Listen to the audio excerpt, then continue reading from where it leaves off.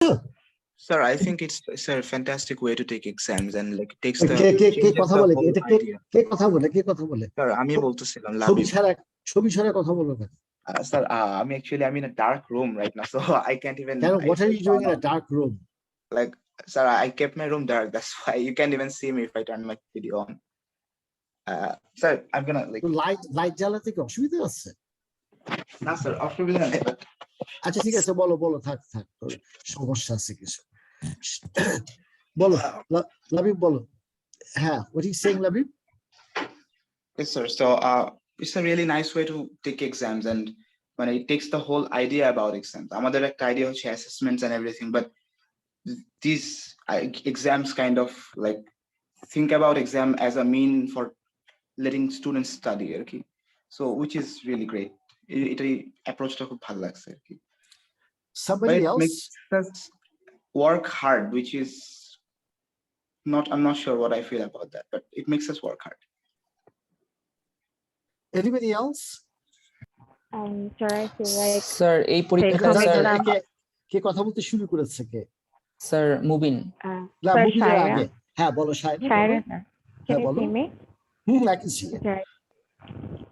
I feel like take-home exams are better because if students have like less pressure of the whole exam, then they can like concentrate on actually finding the right, researching a lot about the question and finding the right answers and coming up with it themselves instead of just learning from a syllabus and hoping that they still remember it by the time they go to give the exam and then forget it right afterwards.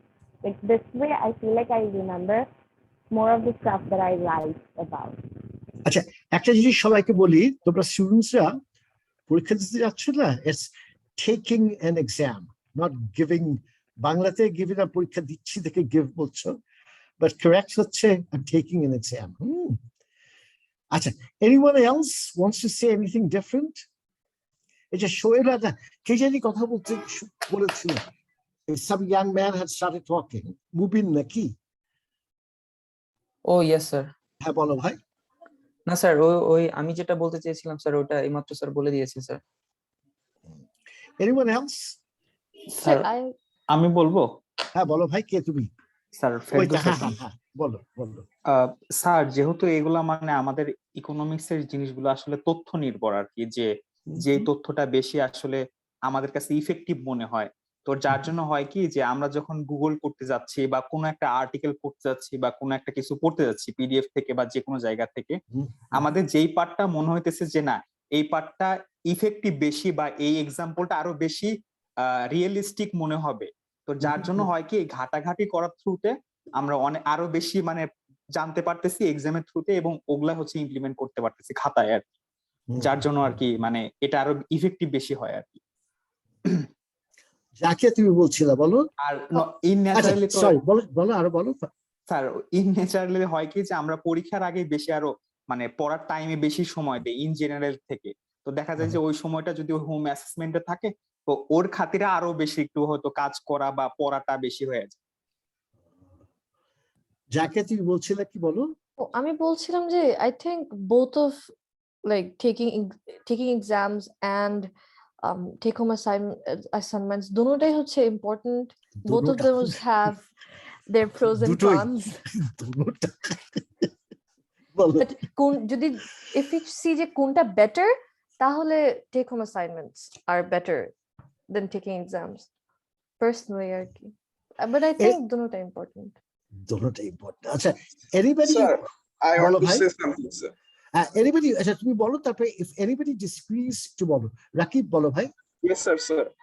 I want to say about that, sir. আমাদের কিন্তু sir ফিউচারে research paper, thesis paper আমরা যখন higher এডুকেশনে আরো উপরে লেভেলে যাব sir, এটা কিন্তু আমাদের করতে হবে। এই জিনিসটা কিন্তু স্যার আমরা এই বয়সেই শিখে যাচ্ছি যে কিভাবে রিসার্চ করতে হয়, কিভাবে একাডেমিক স্কিল, এবং ইভেন আমরা যখন স্যার বাইরের দেশে গিয়ে কোনো একটা টপিকের উপর বড় কোনো রিসার্চ পেপার বের করবো স্যার, এর বিনিময়ে কিন্তু আমাদের একটা মূল্যও দেওয়া হবে। এইটার প্রিপারেশন স্যার আমরা এখন থেকেই নিতে পারছি স্যার, এটা অনেক বড় অ্যাচিভমেন্ট স্যার আমাদের জন্য। Anybody who disagrees? কেউ আছে যে না এটা ঠিক না, এটা ভুল হচ্ছে, এটা খারাপ হচ্ছে, ছাত্ররা ভাগিবাজি দিচ্ছে? স্যার না আমার মতে লাগতেছে স্যার এটাই বেটার স্যার, ব্রেনস্টর্মিং বেটার করা যায় টেক হোম অ্যাসাইনমেন্টে। তারপর আমরা মানে সেভারাল পারসেপশন থেকে চিন্তা করতে পারি। যেমন স্যার আমাদের মিডের অ্যাসাইনমেন্ট এটা ছিল স্যার, এখানে একজন আরেকজনের কাউন্টারফিট করছিল অনেক জায়গায়। তো ওইসব ব্যাপারগুলো মানে একটু একটু ডিপলি ভাবা যায় আর কি স্যার, এই জন্য এটা বেটার। এই রিফাত, তুমি আছো এখনো? স্যার আচ্ছা, আমরা যদি এইভাবেই পরীক্ষা দিতে থাকি, ইভেন মানে যখন একসাথে হব সাভার টাভারে কিংবা অন্য ক্লাসে, এমনি কোনো আইনত কোনো অসুবিধা আছে ইউনিভার্সিটির আইনের? স্যার আমি কি এটা একটু ইউনিভার্সিটির সাথে কথা বলে নিব, রেজিস্ট্রার না অফিস না বা না, ওইভাবে কথা বললে হবে কি, ওদের তখন সজাগ হয়ে যাবে, তাই তো? তাহলে একটা আইন পাশ করবে, এটা করা যাবে না। এমনি তুমি একটুখানি গিয়ে দেখো। আচ্ছা স্যার, আমি খোঁজ নিব। হ্যাঁ, একটু দেখো। এনিওয়ে, ফর ইয়োর ক্লাস আমি তো অ্যাসাইনমেন্টও দিব আর ইয়ে দিব, ফাইনালটা তো ঠিক হবে। So this is more for in the future. Alright, 3টে ক্লাস বাকি আছে। নেক্সট ক্লাস বলে রাখছি কোনটা কি হবে, তোমরা যদি আগে করে রাখতে চাও। Next class will be a new liberal economics. Basically এটা হচ্ছে এই যে আমাদের 70s পর্যন্ত মোর যে কেইনজিয়ান স্টাইলে গভর্নমেন্ট ইন্টারভিন করছে, গভর্নমেন্ট হেল্প করছে, গভর্নমেন্ট এক্সপেন্ডিচার বাড়ছে, এভাবে আনএমপ্লয়মেন্ট কমাচ্ছে, ওই আইডিয়াস গুলো চলে এসেছিল। 70s এর পর থেকে আবার 70s এ বেশ কিছু ক্রাইসিস হয়েছিল, I'll talk a little bit about that. তারপর থেকে আবার একটা shift towards the right, shift towards Adam Smith notions of একদম free market guarantees everything. তো ওটাই হয় নিওলিবারাল ইকোনমিক্স, ওটা রেগান আর থ্যাচার। তো ওটা নিয়ে নেক্সট আলাপ করবো না আমরা। তারপরে একটা ক্লাস হবে মানির ওপরে, আর একটা ক্লাস বর্তমানে ডেভেলপমেন্ট কিভাবে দেখছি আমরা ইকোনমিক্স। এই 3টা ক্লাস করে তারপরে আমরা শেষ করব। আর একটা মেবি একটা এক্সট্রা ক্লাস করতে পারি জাস্ট ইয়ে করার জন্য, কিছু রিভিউর জন্য। আজকে let's just have some discussions, some questions on, তোমরা যে কয়েকটা দিয়েছিলে না, বেশিরভাগই যে 10টা প্রশ্ন ছিল, বেশিরভাগই আমার কভার করা হয়ে গেছে। কিন্তু এমনি রিসেন্ট ইকোনমিক নিউজ কিংবা ইকোনমিক্স কি হচ্ছে, any discussions around that you want to do? যেমন পত্রিকাতে দেখা হচ্ছে ইয়ে হচ্ছে, আমরা ইনফ্লেশনও তো একদিন আলাপ করেছিলাম, তাই না? টার্কিতে বিশাল ইয়েতে ইনফ্লেশন হচ্ছে, একদম ওদের ভ্যালু অর্ধেক হয়ে গেছে, তার মানে ইনফ্লেশন হচ্ছে 100%। এটার কারণটা কি, কেন এরকম ইয়েতে আমি ওটা এক্সপ্লেন করছি না, আমি জাস্ট বলছি যেরকম বাংলাদেশের কনটেক্সটে কিংবা পত্রপত্রিকাতে যা পড়ছো, anything that you've been thinking of in terms of economics? জি স্যার, একটা কোশ্চেন ছিল আর কি। বলো ভাই। স্যার আমরা তো এখন right now 80%, I am not exactly sure about the number. আমি তো বলো শিওর, আমরা বলো। আমরা খুব বেসড আর কি, আমাদের ইকোনমিটা টোটালি গার্মেন্টস বেসড বলা যায়। তো গোয়িং টু দ্য ফিউচার আমরা যদি এই গার্মেন্টস বেসড বা মোর রিলায়েবল গার্মেন্টস এর প্রতি হয়ে যাই, is it going to be a good thing? Absolutely terrible thing. Excellent question. যেটা হয়েছে জানো, ওয়ার্ল্ডে বহু দেশ সিঙ্গল কমোডিটির উপর নির্ভরশীল, স্পেশালি ধরো মাইনিং, এটা তো ইন্ডাস্ট্রি গার্মেন্ট, ধরো মাইনিং, ওই সিলভার মাইনিং করছে বলিভিয়াতে, তারপরে একটা প্রোডাক্ট ওই ওয়েস্টার্ন আফ্রিকাতে কোকো। এখন কোকো, আমাদের যেমন জুট একসময় ছিল, এখন ধরো আমাদের দেশে বলি পাটের উপর নির্ভর ছিলাম আমরা, পাটটাই ছিল সবচেয়ে বড় আমাদের এক্সপোর্ট। আমরা যদি 50-60s দেখি, ওটার মাধ্যমে আমরা ফরেন এক্সচেঞ্জ আর্ন করতাম।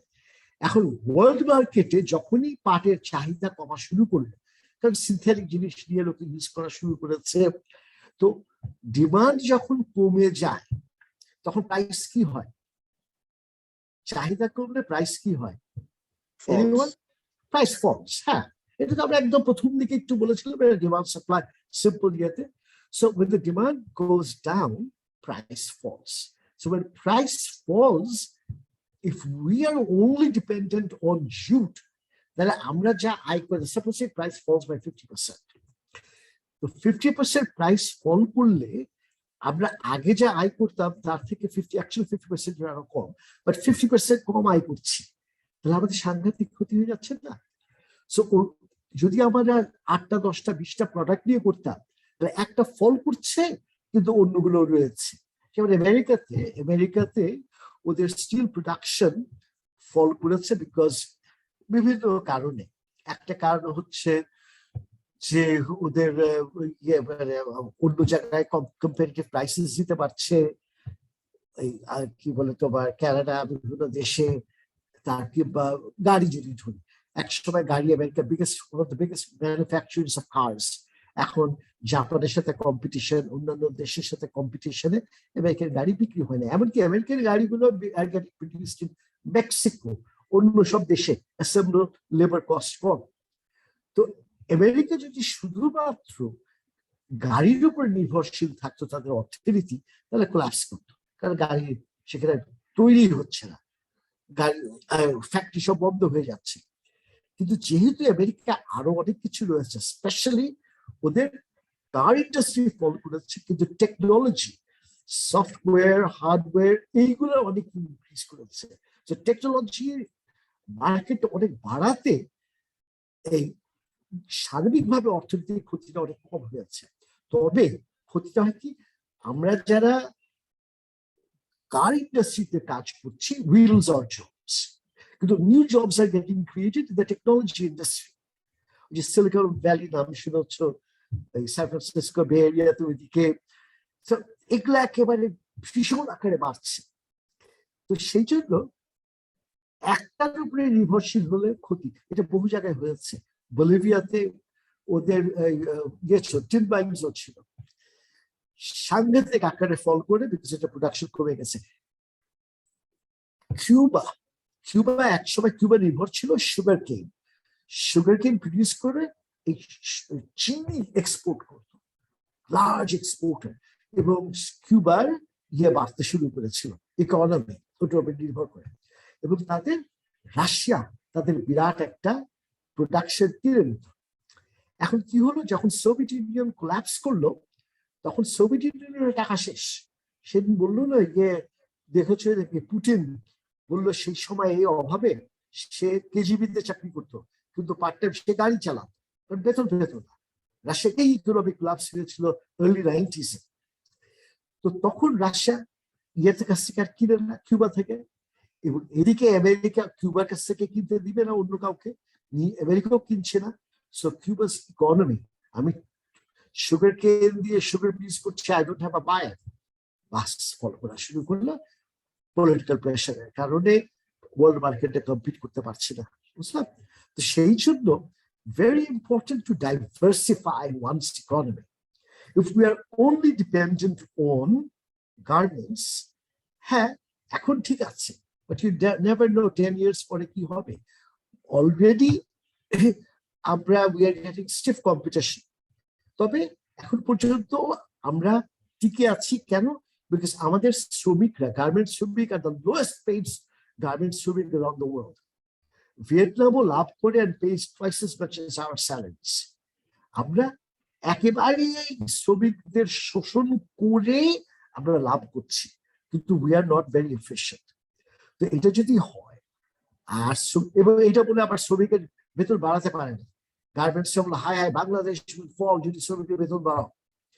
তো if we are only dependent on the garments industry, and sooner or later other countries will come in and they can make things far more productively at a cheaper cost than us, competition আমরা বাদ করে দেবো। আমরা অনেক preferential পেয়েছিলাম, আমাদের কাছ থেকে ট্যাক্স ছাড়া মানুষের কিনছে বহু কিছু, মানে কোথাও এক্সপোর্ট করলে ওরা তো ওদের দেশে তো ট্যাক্স দেবে, ওগুলো নেয়নি। So it's very risky. সেই জন্য we need to step up with other things, especially আমাদের ইন্ডিয়া অলরেডি যেটা করেছে টেকনোলজিতে, আমাদের ওইসব করতে হবে। নতুন কি ইকোনমি, এই ডাইভার্সিফাইটা করতে হবে। So that was an excellent question, Labib Albar. Thank you, sir. R Sir, কিছু?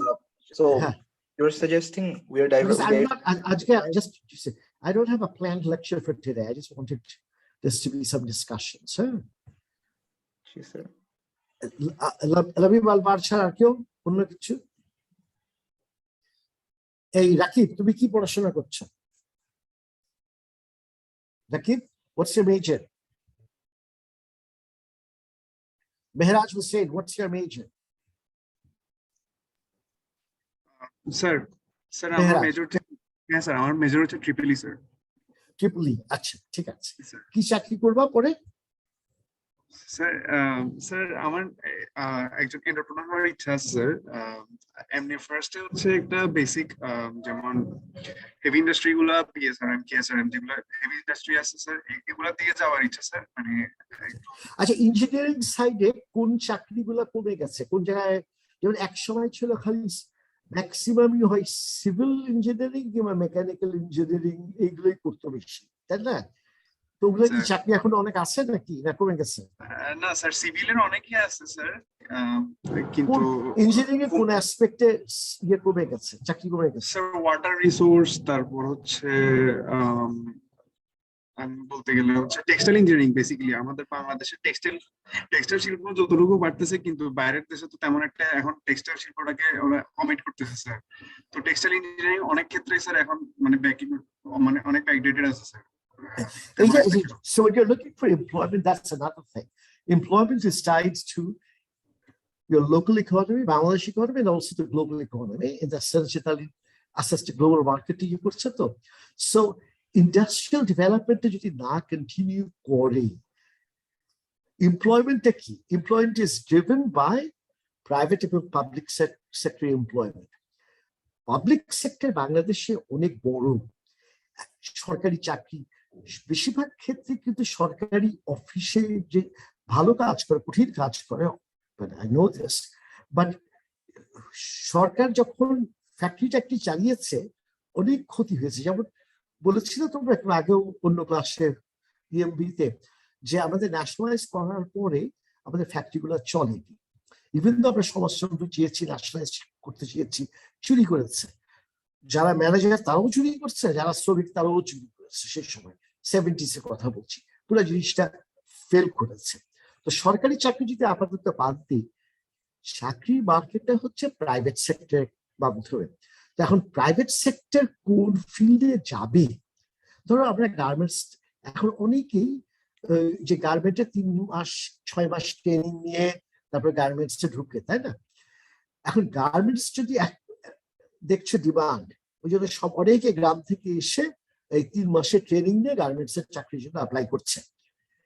এখন ইফ উই লুজ আমাদের গ্লোবাল মার্কেট ফর যে রেডিমেড গার্মেন্টস, তাহলে ইন্ডাস্ট্রিগুলো সংকুচিত হয়ে যাবে, এমপ্লয়মেন্ট কমে যাবে।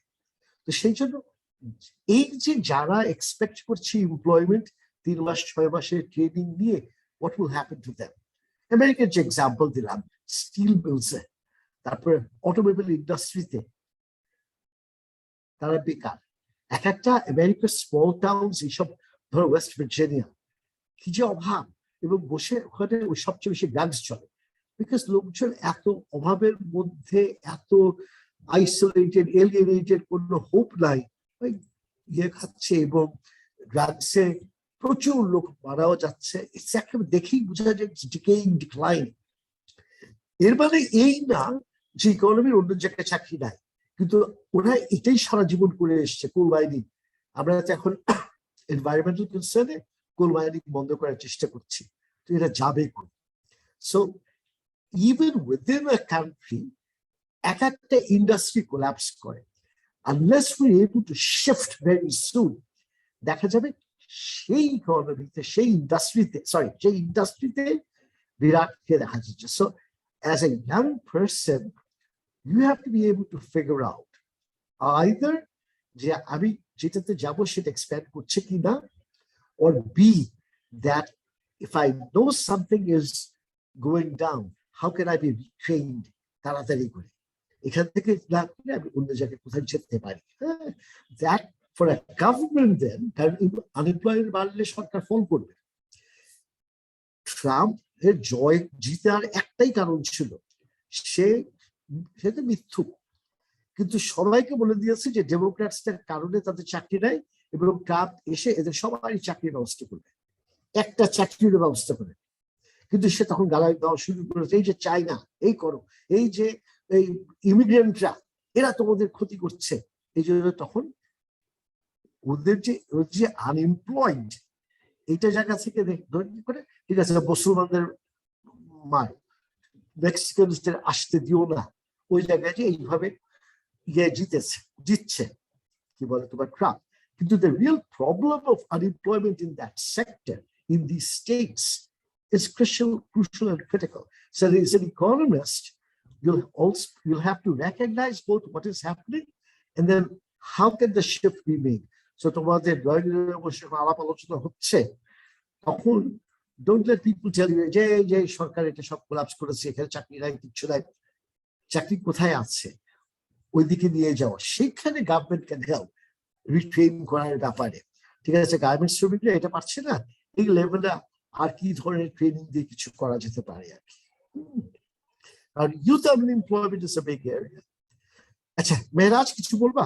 Any questions on the economy? As I said, today I don't feel like teaching a class, I'll just discuss. Sir আমার একটা কোয়েশ্চেন ছিল স্যার, কোভিড-19 এ স্যার আজকে একটা বিবিসিতে নিউজ হচ্ছিল স্যার, তো ওরা ক্যাপিটালিজমটাকে বুম করতেছে বলতেছিল, তো একটু কি করছে ক্যাপিটালিজম? কোভিড-19 এর কারণে ইকোনমিতে ক্যাপিটালিজমটা আবার মানে এক্সপ্যান্ড হচ্ছে অনেক বেশি, এটা একটু যদি এক্সপ্লেইন করতেন স্যার। আমি বুঝলাম না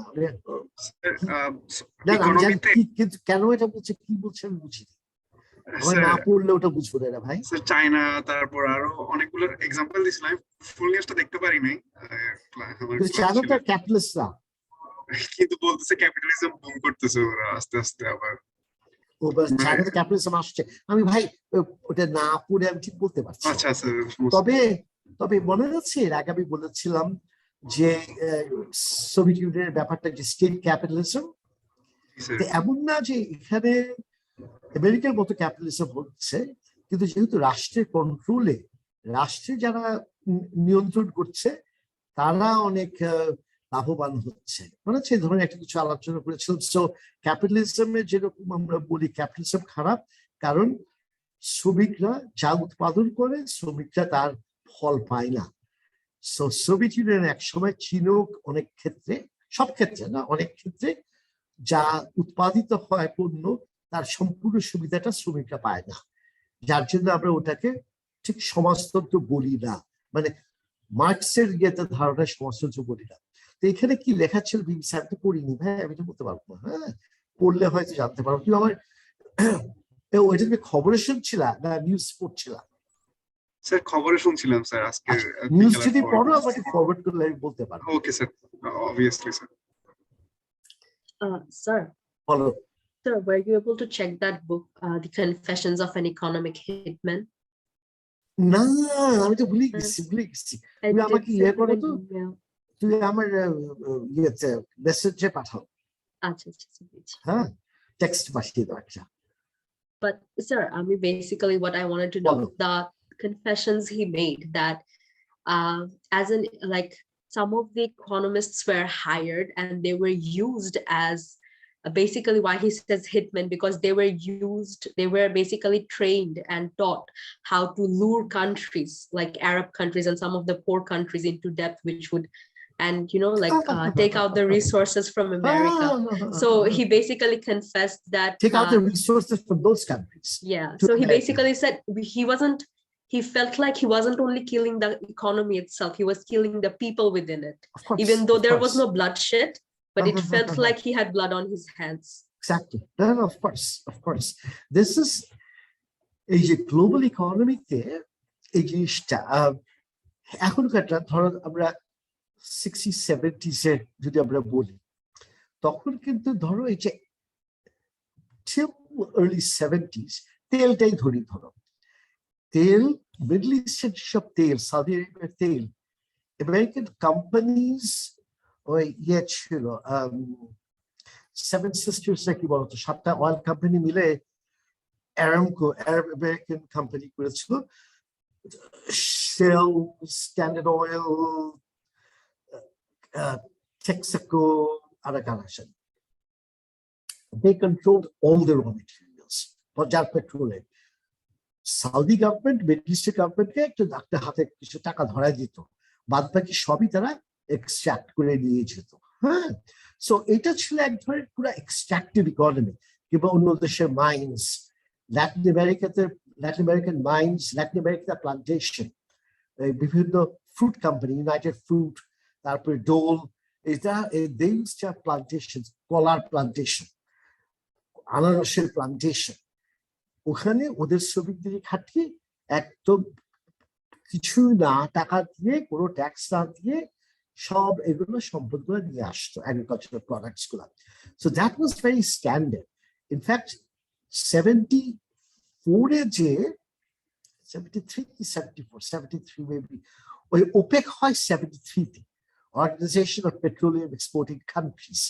তখন সৌদি আরেবিয়া, আরো বিভিন্ন পার্সিয়ান কান্ট্রিজ, ইয়েগুলা, ইভেন ভেনেজুয়েলা আর মেক্সিকো, I'm not 100% sure, যারা বেশি তেল ম্যানুফ্যাকচার করে, they formed a consortium. তখন they limited the exploitation of US companies, যার ফলে তখন দামটা বেড়ে যায়। মানে একেবারে কিচ্ছু দাম দিয়ে সস্তায় নিয়ে আসতো।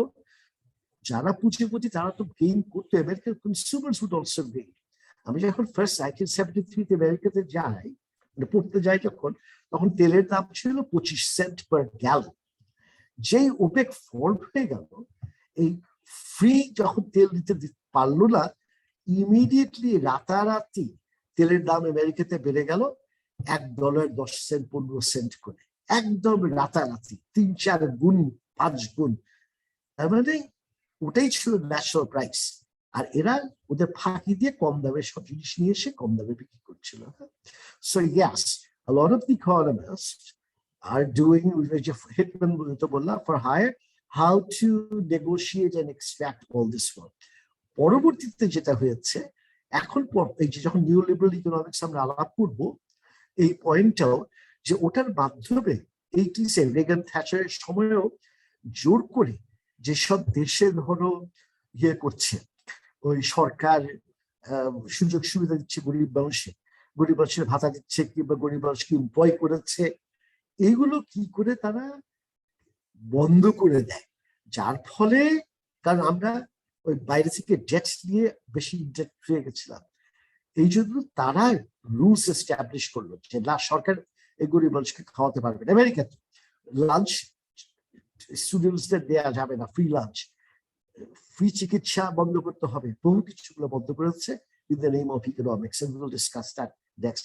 So yes, economists, ভালো কেউই কোনো ভালো লোক নাই, বুঝছো? It depends on what you're doing.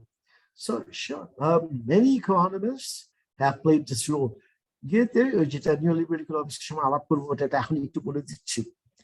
1973-তে চীনের একটা সমাজতান্ত্রিক সরকার ছিল, এবং সেই সমাজতান্ত্রিক সরকারের প্রধান ছিল, প্রাইম মিনিস্টার ছিল, প্রেসিডেন্ট ছিল সালভাদর আইয়েন্দে, ALLENDE, সালভাদর আইয়েন্দে। এবং সেই কিন্তু মুজিবকে বলেছিল, যখন দেখা হয়েছিল, বাংলাদেশে তো কিছুটা সমাজতান্ত্রিক চিন্তা ভাবনা, তো বলেছিল যে সিআইএ আমাদের সবারই বিরুদ্ধে ষড়যন্ত্র করছে, আমাদের মতো লোক কাউকে রাখবে না, তুমি খুব সাবধান থাকো, ইউ উইল গেট অ্যাসাসিনেটেড, এটা আইয়েন্দে বলেছিল। এবং শেখ মুজিবের আগে আইয়েন্দে গেটস কিলড, আর্মি কু করে এবং আর্মিকে সাপোর্ট করে আমেরিকান সিআইএ তো বটেই, but American companies, ITNT, international telephone and Telegraph, তারপরে হচ্ছে আরো কোম্পানিজ, বিভিন্ন বড় বড় company. Because what IMD had done, ওরাও চিলেতে ওরা ইয়ে দিয়ে কি বলে এক্সট্রাক্ট করে নিয়ে যেত, কম বেতন দিত, কম পয়সা দিয়ে সবকিছু একেবারে লুট করে নিয়ে যাওয়া।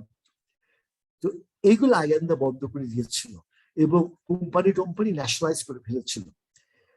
এই রাগে তারা আইএমডিকে মেরে ফেলে the most ruthless dictator ever, Pinochet, PINOCHET, তাকে নিয়ে আসে।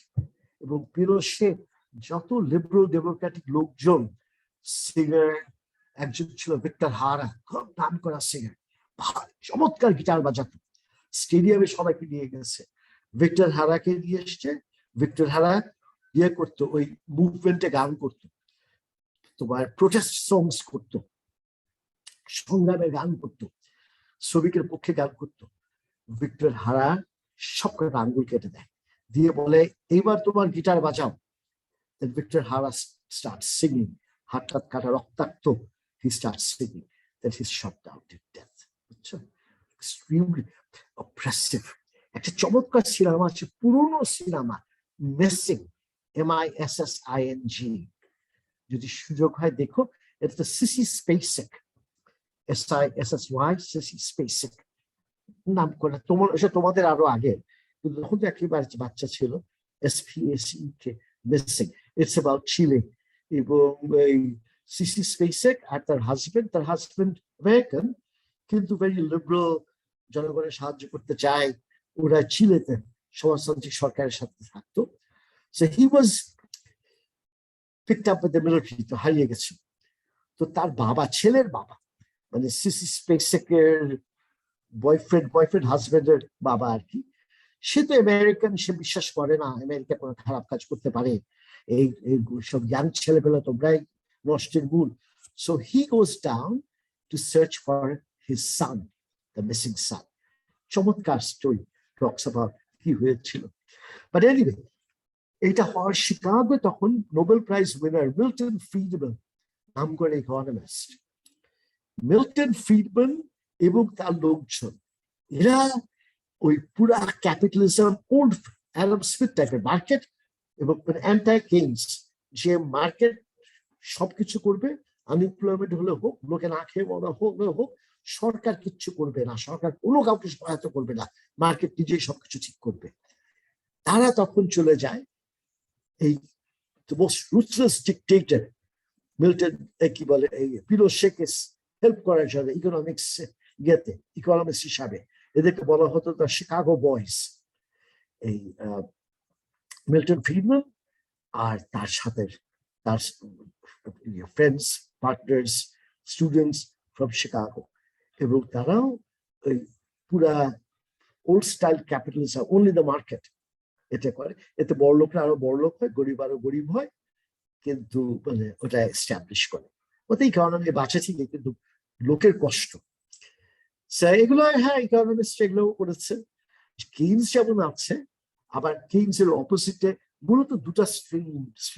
একটা মনিটরিস্ট বলেছিলাম না, মানি সাপ্লাইয়ের মাধ্যমে করবে, সরকারের বাজারে কোনো প্রবেশ করবে না। আর কেইনস বলছে সরকার বাজারে যে ইন্টারভিন করে চাকরি দিবে, এটা করবে। এই দুটা স্ট্যান্ড ইকোনমিস্টের রয়েছে অনেক কিছু। So when we talk neoliberal economics next class, এগুলো কিছুটা আনবো, বাট ওই স্টোরিটা about Chile, that is what happened. This is the role economists have played also. Anyone else? Any other questions? Anything? Nothing? আমি কিন্তু তাহলে মানুষ ডাকবো। Sir, I have the last question. I won't mention the name of the professor, but just a second. এরপরে ঐশী চুপ থাকে। আজকে এই চিরঞ্জিত পেয়ে গেছে।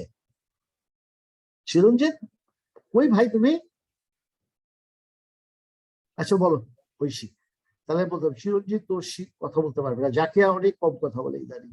She can talk, but Oishi বলে ভালো, কি বলছিলাম? Sir, so when I was basically doing my A-levels, I was contemplating like what to study in university, and I had like a lot of options in front of me. So economics was one of it, but I talked to a lot of the people like currently in Bangladesh, because main decision টা ছিল যে বাংলাদেশেই থাকবো, হ্যাঁ।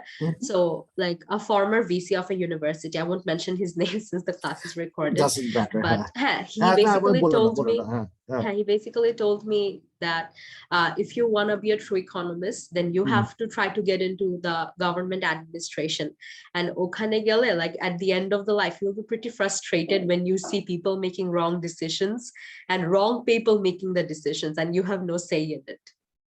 So is that true? That's not why government ultimate policy to করে পলিটিশিয়ানসরা, তাই না? তো সেখানে অনেক কিছু হয়। আবার আরেকটা জিনিস, রাইট আর রং এর চাইতে It's not a right policy, wrong policy. It's about what you want to achieve.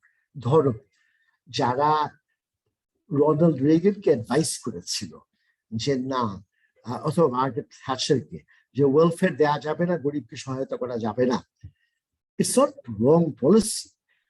ওরা বলছে, ওদের দৃঢ় বিশ্বাস যে economy will improve if rich people are given more money, if rich people are not taxed. They believe in that.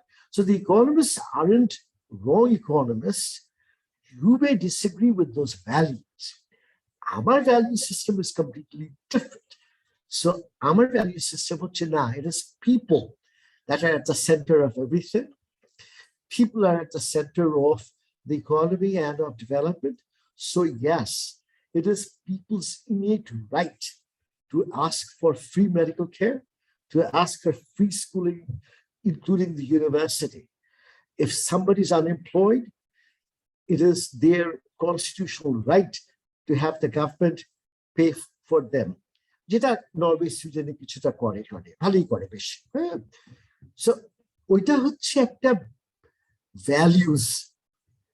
আর একটা value হচ্ছে না, আমার কাছে how to improve the condition of the poor, because poor আছে, rich আছে। ওদেরটা হচ্ছে how to make the economy grow. So economic growth, even at the expense of 20% unemployed, অনেক গরিব, it doesn't matter. Economy is growing. আমার কাছে growth, economic growth ওইভাবে যদি হয়, not that they're wrong, but if that is what their objective is, 20-30% poor policy of growing the economy is right. So it is dependent on what you value, what is important to you. If it's increasing GNP, then rich people getting richer doesn't matter. For me, it's not about increasing GNP. It's about the human condition. সেই জন্য এবং যার জন্য পাকিস্তানে কিন্তু GNP বাড়ছিল 60s এ। তোমরা যারা সবাইকে এমবি করে এসছো তো, বাংলাদেশ, পাকিস্তানের GNP was growing, but inequality বেড়েছে, রিজনাল ইনইকুয়ালিটি বেড়েছে, পলিটিক্যাল অপ্রেশন বেড়েছে। সো অ্যাকচুয়ালি দ্যাট, মানে পাকিস্তান এক্সপ্লোডেড, ঠিক আছে? সো আমার কাছে ওগুলো ইম্পর্টেন্ট, এদের কাছে অফকোর্স লাইক দ্য ফ্যাক্ট, এবং they needed military dictatorship to establish this kind of economy. এবং চিলে তো তাই, ruthless military dictator. So it goes hand in hand. So সেই হিসাবে it's not that they're wrong. So তুমি যদি government, first of all, government to politicians are dictate করে. So if you have someone like Pinochet running the government and they want this, and if that's what you want, you'll be happy. তবে government সার্ভিসে ভালো, বাংলাদেশে অনেকই ভালো government সার্ভিসে আছে, তবে ওটাই মনে রাখতে হবে যে it won't be your decision. সরকার তো সরকার, যদি ডেমোক্রেসি থাকে তাহলে জনগণের, আর যদি ডেমোক্রেসি না থাকে তাহলে যেই পার্টি ক্ষমতা এবং সেই পার্টির যে নেত্রী, সেই। Anybody else? কারো কিছু বলার নাই? Sir, I have a thought question about inequality. So, a recent COVID, we know that billionaires got even richer during the COVID. And any kind of next, আমাদের যদি কোনো crisis হয়, type similar crisis হলে, they will, predictably, they will get richer. So, what is the estimate then? Like, what kind of scenario are we running in this sort of inequality? This is where you need to follow some of the debates in England and some of the debates in the United States. I mean, England also follow kori na. I mean, the American, I spent a large part of my life there. Follow kori. So, sekhane ei debates gulo, it's very interesting. On the one hand, you have Alexandria Ocasio-Cortez, RNF, তারপরে যে একটা Muslim woman আছে না, of Somalian descent. কি নাম জানি মেয়েটার? Omar something. হ্যাঁ, really attractive woman, hijab পরে, very attractive woman. আর এরা কয়েকজন একটু leftist টাইপের, ওরা একরকম বলে, আবার conservatives একরকম বলে, Republican Party, Biden মাঝখানে trying to manage both of this. কিন্তু পলিসি নিলেই তো হলো, এটা তো বাংলাদেশ না যে হাসিনা বললো হয়ে গেল। ওদের তো পার্লামেন্টে, ওদের কংগ্রেসে পাশ করাতে হয়, সেখানে যথেষ্ট ভোট দেয়, খুব বিপদে আছে। সো এইসব জায়গাতে তখন the left wing, Ocasio-Cortez and others, including Biden himself, says কয়েকটা জিনিস they want. একটা environmental improvement. Environment condition improve করা মানে তুমি এত পলিউট করতে পারবে না। তুমি এত পলিউট করতে পারবে না, তাহলে বড় ইন্ডাস্ট্রি যেগুলো পলিউট করে ওদের ক্ষতি। তো ওরা তো চায় না। সেকেন্ডলি ওরা বলে বড় লোকদের ট্যাক্স দিতে হবে বেশি করে, এবং এমন না মার্জিন যে আমি $100,000 বলে আমি বড় লোক বসে ট্যাক্স তা না। They really talk about people who are making $5-10 million. এটারও আপত্তি, কেন ট্যাক্স দিতে হবে? The conservatives don't want that. They feel this is an infringement on, ওরা এত কষ্ট করে বড় লোক হয়েছে, $10-20 million কে খামাখায় পায় per year কষ্ট করে, ওদেরকে কেন ট্যাক্স করা হবে? So এই যে ডিবেটস গুলো, so then it depends on, in a democratic society, where will people, what will people side with? But the left, which a Green New Deal, AOC, Alexander Ocasio-Cortez Green New Deal, spells out যে আমার $1 trillion এবং এটা কিভাবে জোগাড় করবো, not from the middle class, but from the very wealthy. এটা করলে আমার এই যে যেসব ক্যাটাস্ট্রফি, ধরো কোভিড এর ব্যাপারটা, hospitalization, will make it free for everyone. তারও আগে প্রিভেন্টিভ হেলথ কেয়ার, যেটা ছোট বাচ্চারা প্রত্যেক যাতে করে ইমিউনাইজ, কোনো মা তিনটা বাচ্চা যাতে করে না খেয়ে থাকে তারা ভাতা পাবে। একটা মা, সিঙ্গল মানুষ তো অনেক আছে, তো কোথায় যদি কাজ করে, চাকরি করে কিছু দোকানে কিংবা কোথায়, তার বাচ্চা রাখার যাতে করে ব্যবস্থা স্টেট থেকে করা হয়। So they've calculated all that. Now it's a matter of where the political decisions go. Political decisions so far is not supporting that in the United States, nor even in England. But Norway, Sweden, people like paying taxes. They don't mind paying extra taxes so that the government takes care of these things. So that's a political decision. Do economists have an answer on how to deal with all this? Yes, they do. মাঝে মধ্যে একটু অসুবিধা হবে ঠিকই, কিন্তু এগুলো করা যায়। Do economists have a idea on, ঠিক আছে, আমরা যদি, did I ever tell you that I met with the President Clinton once? Yes, sir. You had like 15 minutes. So he spent 4-5 minutes explaining to me, যে look, যদি আমরা green করি, মানে green এনার্জিতে চলে যায়, that will create more jobs. আমার কোল mining এ যত jobs আছে, এর চেয়ে বেশি জবস আমি তৈরি করতে পারবো in green energy. People making solar paneling, people getting involved in wind energy, people getting engaged in water management, people getting engaged in recycling. We can create tons of jobs from that. A shift time করার একটা transition time, the AOC 10-year time একটা, এখানে nobody falls through the cracks. They'll be taken care of. So ultimately, so number one, are there these choices? Yes. Are there really good choices that can improve the conditions of ordinary people and the environment and the globe? Absolutely, there are these. But the choices are dependent on the political space. A political space, hang on a second.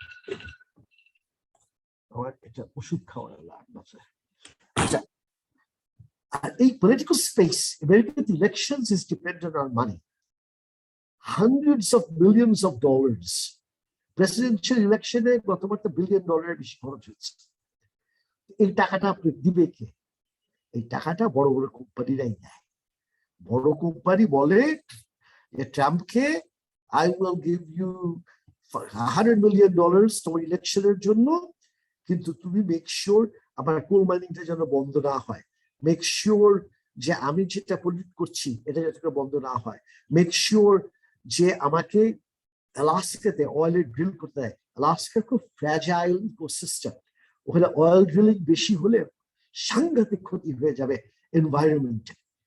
যেটা ইন্ডাস্ট্রিয়ালিস্টরা don't care. তো বলে দেয় let me have oil drill rights, $100 million দিয়ে দিল ইলেকশনে। So ঘুরে ফিরে it is rich people that control the entire electoral process, control the entire political process. Sir, how is this even legal, like this lobbying system? Illegal, very illegal. Constitutionally, it doesn't make sense. Legal, এটা loopholes কিছু loss আছে, ওগুলোকে বাদ দিয়ে ওরা নিজেরা ট্রাম্পকে দেয় না, ওনারা একটা গ্রুপ করে, সেই গ্রুপ ক্যাম্পেইন করছে অয়েল ড্রিলিং রাইটস এর জন্য, ওইখানে টাকা দিয়ে দিল তারা। এই যে ন্যাশনাল রাইফেল অ্যাসোসিয়েশন ট্রাম্পকে বিভিন্ন ভাবে তারা হেল্প করে, সরাসরি টাকা দেয় না, কিন্তু তার জন্য ক্যাম্পেইন, তার জন্য ভোটিং। এবং এনআরএ ট্রাম্প বলে দিয়েছে, ট্রাম্প সাপোর্ট করে সবাই, everybody can buy not one rifle but 10 rifles, 20 rifle, automatic rifles, আরো kilo NRA, then National Rifle Association, এটা করছে বড় বড় গান ম্যানুফ্যাকচারাররা টাকা দেয়, এই টাকা আবার ট্রাম্পের ইলেকশনের জন্য খরচ হয় বিভিন্ন ভাবে। তাই তো আমাদের দেশে কি রাজনীতির টাকার খেলা, ওইসব দেশে আরো সূক্ষ্ম ভাবে হয়, বুঝলা? তো তোমার আমার মতো মানুষ যারা একটুখানি চায়, একটুখানি সুযোগ সুবিধা গরিবের, আর এমন করে ব্রেন ওয়াশ করেছে যে সাদা গরিব মানুষকে দেখাই দিচ্ছে দুটা জিনিস। একটা দেখাই দিচ্ছে যে যারা এরকম লিবারেলস, আমরা লিবারেল ইন দ্য সেন্স যে আমরা চাই কিছু গরিবের সুযোগ সুবিধা, এনভায়রনমেন্ট প্রোটেক্ট করা, ওদেরকে বলা হয় যে এরা চায় ইমিগ্রেশন, থার্ড ওয়ার্ল্ড থেকে লোক নিয়ে আসা, মেক্সিকো থেকে লোক নিয়ে আসা, so go against them. আর এইসব লিবারেল কজেস সিনেমার লোকজন খুব সাপোর্ট করে, বেশিরভাগ 70-80% of Hollywood people support all these liberal causes. তখন বলে দেখছো এরা করে, এরা সব ওই যে ড্রাগস এন্ড সেক্স, সব ফিল্ম স্টার্স এদের সাথে জড়িত হয়েছে, সো এরা প্রো মাইনরিটি নিয়ে আসে, এরা কালোদেরকে মাথায় তুলে ধরছে, মানে রেসিজমের দিকটা ধরায় দেয় গরিব সাদা মানুষকে। আর এরা সমাজ চায়, এরা মেডিসিন, সোশ্যালাইজ মেডিসিন, মানে ফ্রি মেডিকেল কেয়ার, এটা তো সোশ্যালিজম, এটা চায়। তো সাদা গরিব মানুষ যারা, ওদেরকে কালোদের ভয় দেখায় দিচ্ছে, মাইগ্রেন্টস এর ভয় দেখায় দিচ্ছে, সোশ্যালিজমের ভয় দেখায় দিচ্ছে, হলিউডের ভয় দেখায় দিচ্ছে, এরা লাইন দেয়া ট্রাম্পকে ভোট দেয়। কি বলবার, কি করবার? এবং তুমি যদি বলো যে ট্রাম্প এটা মিথ্যা কথা বলছে, কেউ বিশ্বাস করবে না। তুমি যদি যে ট্রাম্প বলেছে ইলেকশন চুরি হয়েছে, কোনো চুরি হয়নি, এটা বাংলাদেশ, কিন্তু বলে দিয়েছে ট্রাম্প চুরি, এই লক্ষ লক্ষ গরিব সাদা লোক দে বিলিভ চুরি হয়েছে, কোনো প্রমাণ নেই, কিছু নাই, ট্রাম্প বলেছে চুরি হয়েছে, রানিটা জিতে কি করে? এই হলো অবস্থা। But the main point in all this, aside from all the gupshup, the main point in this is there is economic logic in all of this. You decide what your values are, you decide what policies flow from that, and you can have economic arguments supporting that. What choices?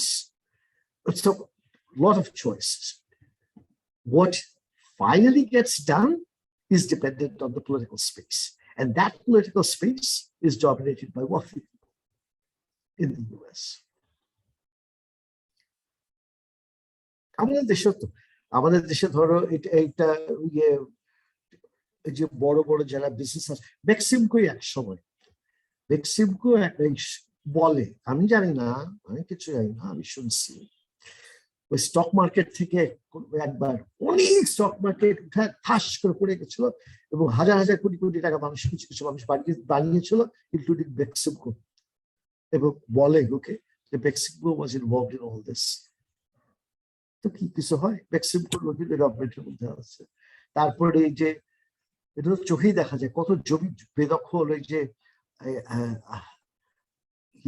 ওই যে সাভারে যে এয়ারপোর্টের পাশ দিয়ে একটা যে দুই পাশে খাল থেকে এই পানি ডোবা টোবা সুন্দর রাস্তা করেছে, কি রাস্তার নামটা? আশুলিয়া। আশেপাশে সব জমি তো বেদখল। দিস ওয়াজ একেবারে জাস্ট ল্যান্ড, ওই যেহেতু রিজার্ভস, এগুলো ওয়াটার বডিজ রিজার্ভস, তুরাগ নদী শেষ করে দিয়েছে, ওয়াটার বডি শেষ করে দিয়েছে, তারপরে ইয়েতে ওই বসুন্ধরা, এটা তো জোর জবরদস্তির কত লোকের কাছ থেকে আদায় করেছে, ভরাট করে দিয়েছে সরকারি জমি, মানুষের কাছ থেকে আদায় করে বিরাট বসুন্ধরা ইয়ে করেছে, বিরাট মাল্টা বিলিয়নে। কোনো কিছু হয়? ওই যে কার এটা, ওই একটা কি মেয়ে সুইসাইড করলো, ওকে ধরা, বসুন্ধরা কাউকে ধরা হলো, কিছু হলো না। তারপরে আর একজন কি, তোমার কি ওই যে স্বর্ণকারের আত্মীয় স্বজন কি আপন জুয়েলার্স, ওই সেই তোমার কি হয়?